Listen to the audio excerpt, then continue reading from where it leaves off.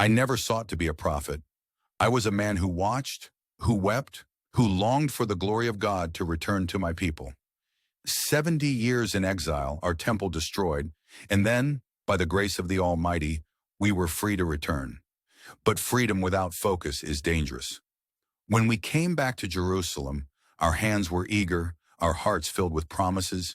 Yet as the years passed, the ruins of the temple became nothing more than stones we stepped over on our way to build our own homes.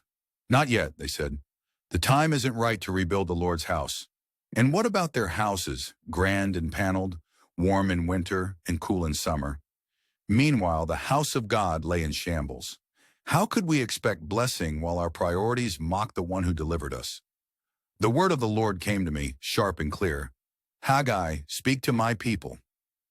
I stood in the city square, trembling but resolute. Is it time for you to dwell in your paneled houses while this house lies desolate? My voice echoed among the walls. Consider your ways.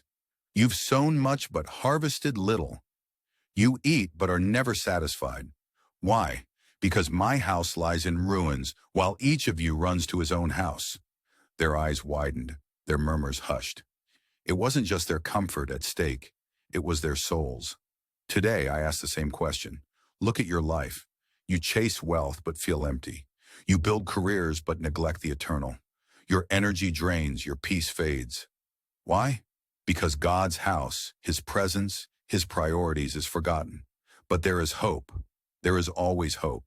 When the people heard my words, their hearts stirred. Zerubbabel the governor and Joshua the high priest led them back to the ruins. Together we began to rebuild. And when we laid the foundation, the glory of God began to return, not in full but in promise. For the Lord told me something profound. The latter glory of this house will be greater than the former. In this place I will give peace. This wasn't just about a building of stone and gold. It was about hearts turned toward God, priorities aligned with His will. And today His call is the same. Rebuild His house, not just in churches, but in your heart, your family, your community.